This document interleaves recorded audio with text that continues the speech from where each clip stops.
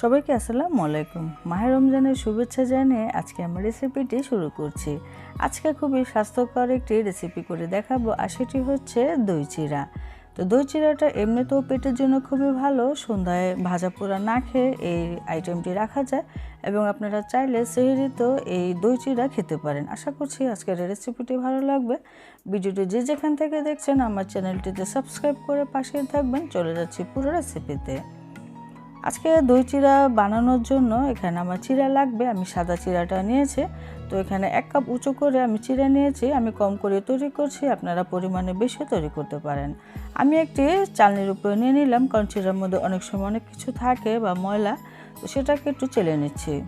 তো চেলে নেওয়ার পরে দেখা যাচ্ছে কিছুটা ময়লা বের হয়েছে। এখন আমি বাটিটা পরিষ্কার করে সেটার মধ্যেই এই পরিষ্কার চিড়াগুলো নিয়ে নিলাম।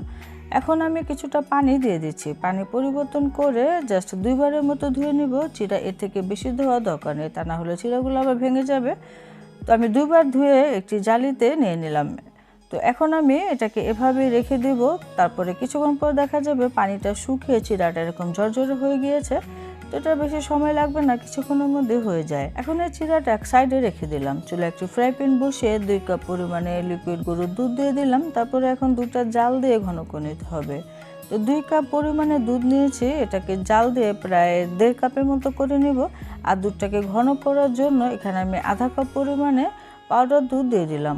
সে সাথে 2 টেবিল চামচ পরিমাণে চিনি দিয়ে দিলাম। চিনিটা নিজেদের স্বাদ অনুযায়ী দিয়ে দিতে পারেন। তো 1 চিমটির মতো লবণ দিয়ে দিলাম, এতে করে টেস্টটা বহুগুণে বেড়ে যাবে। তবে এটা আপনারা যদি স্কিপ করতে চান করতে পারেন। তো এখন নেড়ে চেড়ে দিতে হবে। দুধটা যখন হালকা গরম হয়ে যাবে তখনই পাউডার দুধ দিয়ে দিতে হবে, তাহলে খুব সুন্দরভাবে মিশে যাবে। তো বেশ কিছুক্ষণ জাল দেওয়ার পরে দুধটা এরকম ঘন হয়ে গিয়েছে শুকিয়ে, আর কালারটাও কিন্তু অনেকখানি চেঞ্জ হয়ে গিয়েছে, দেখে নিশ্চয়ই বোঝা যাচ্ছে। দুধটা নামিয়ে অতিরিক্ত গরম ভাবটা কাটিয়ে আমি ফ্রিজে রেখে দেবো কিছুক্ষণের জন্য, যেন দুধটা ঠান্ডা হয়ে যায়। আর এর মধ্যে ফ্রিজ থেকে আমি হোমমেড দইটা বের করে নিলাম। এই মিষ্টি দইটা আমি ঘরেই তৈরি করেছি। আপনারা যদি কেউ দেখতে চান আমাকে অবশ্যই কমেন্টে জানাবেন, আমি রেসিপিটি দিয়ে দেবো। তো আপনারা চাইলে এরকম কিনা ছোট দইয়ের কৌটা ব্যবহার করতে পারেন। তো এখন আমি দই চিড়া তৈরি করব। আরও কী কী উপকরণ লাগবে দেখিয়ে দিচ্ছি। এখানে আমি কিছু খেজুর এবং কিশমিশ নিয়েছি, আর খেজুরগুলোকে আমি এরকম ছোট ছোট করে কেটে নিয়েছি। সেই সাথে এখানে আমি কিছু পেঁপে নিয়েছি। তবে আপনারা চাইলে এখানে আমটাও ব্যবহার করতে পারেন। যেহেতু এখন আম পাওয়া যাচ্ছে না, সেজন্য আমি এখানে পেঁপেটা ব্যবহার করেছি। সে সাথে কিছু পছন্দ অনুযায়ী বাদাম কুচি নিয়েছি এবং সাথে লাগবে কলা। দই চিড়ার মধ্যে অবশ্যই এই কলাটা দিতে হবে। তো এখন আমি দই চিড়াটা মিশাবো, সেজন্য এখানে আমি পরিমাণ মতো দই নিয়ে নিলাম। আমি এখানে প্রায় 5 থেকে 6 টেবিল চামচের মতো দই নিয়ে নিলাম। সেই সাথে ঠান্ডা করে রাখা ঘন সে দুধ দিয়ে দিচ্ছি। তো অর্ধেকটা দিয়ে দিলাম। তারপরে দইয়ের সাথে দুধের সাথে খুব ভালো করে একটু মিশিয়ে নিতে হবে। তো মিশানো হয়ে গেলে তারপরে আস্তে আস্তে করে ফল মেশাতে হবে। আমি এখানে কলা দিয়ে দিচ্ছি। তো আমি কিছু পরিমাণে রাখবো একটু পরিবেশনের জন্য। এখন সেই পেঁপেটাও দিয়ে দিচ্ছি, যেটা ছোট ছোট করে কেটে রেখেছিলাম। তো আপনারা পছন্দ অনুযায়ী আসলে এখানে ফল দিতে পারেন, কোনো সমস্যা নেই।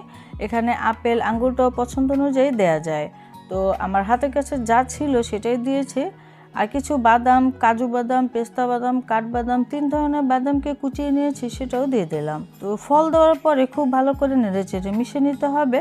তো আপনারা চাইলে এখানে নারকেল কুচিটা ব্যবহার করতে পারেন, তবে অনেকের নারকেলের একটু সমস্যা আছে, সেজন্য আমিও নারকেলটা দিচ্ছি না। তো এখন দিয়ে দিতে হবে চিড়া। আমি এখানে 2 চামচ ভর্তি করে চিড়া দিয়ে দিলাম। এখন মিশিয়ে নিলে আমাদের দই চিড়া রেডি। তো আপনারা এভাবে পরিবেশন করতে পারেন। এখন আমি একটি গ্লাসে এই দই চিড়া পরিবেশন করছি। তো একভাবে পরিবেশন করে দেখালাম, আমি আরও একভাবে পরিবেশন করে দেখাচ্ছি। তো সেই গ্লাসে আমি প্রথমে কিছুটা চিড়া দিয়ে দিলাম, সেই সাথে পছন্দ অনুযায়ী ফল দিয়ে দিতে হবে। তো প্রথম লেয়ারে চিড়া থাকবে, তারপরে লেয়ারটায় ফল থাকবে, পছন্দ অনুযায়ী ফল দিয়ে দিতে পারেন। তো তারপরে আমি এখানে কিছুটা খেজুর, তারপরে হচ্ছে কিশমিশ দিয়ে দিলাম। তারপরে দিয়ে দিতে হবে সে বাদাম কুচি। তারপরে আরেকটি লেয়ারে আমি এরকম চিড়া দিয়ে দিচ্ছি, সেই সাথে দিয়ে দিচ্ছি কলা কুচি। এই কলাগুলো আমি একটু ছোট ছোট কিউব করে কেটে নিয়েছি, দিয়ে দিলাম। তো কলাটা আমি একটু বেশি করে দিলাম, দই চিড়ার মধ্যে কলাটা খেতে বেশি মজা লাগে। তারপরে সে ঠান্ডা করে রাখা লিকুইড দুধ দিয়ে দিলাম। তো দুধ দেওয়ার পরে উপরে সে মিষ্টি দই দিয়ে দিতে হবে পছন্দ অনুযায়ী। আমি এখানে প্রায় 3 টেবিল চামচের মতো মিষ্টি দই দিয়ে দিলাম। তারপরে এখানে আরও কিছুটা ফল দিয়ে দিচ্ছি। তো তৈরি হয়ে গেল আমার দই চিড়া। পরিবেশনটাও আপনারা নিজেদের পছন্দ অনুযায়ী করে নিতে পারেন, সমস্যা নেই। তো আমি 4টা গ্লাসে এরকম দই চিড়া তৈরি করেছি। তো এই দই চিড়াটা আসলে অনেক স্বাস্থ্যকর, আপনারা চাইলে একবার এভাবে ট্রাই করতে পারেন, আমি আশা করছি নিরাশ হবেন না। এবং খেতে অত্যন্ত মজার হয়ে থাকে। আর দইটা যদি মজার হয়, এই দই চিড়া আসলে অনেক মজার হবে। আপনারা চেষ্টা করবেন দইটা ভালো দেখে নিতে। আর ঘরে খুবই সহজে মিষ্টি দই তৈরি করা যায়, ইনশাল্লাহ আমি রেসিপিটি আপনাদেরকে দিয়ে দেব। তো এভাবে করে মিশিয়ে খেয়ে নিতে পারেন। তো ইফতারিতে বা সেহরিতে এরকম একটি স্বাস্থ্যকর খাবার যদি রাখা হয় তাহলে খুবই ভালো। আজকের এই ভিডিওটি কেমন লাগলো অবশ্যই জানাবেন। সবাই ভালো থাকবেন, বিদায় নিচ্ছি, আল্লাহ হাফেজ।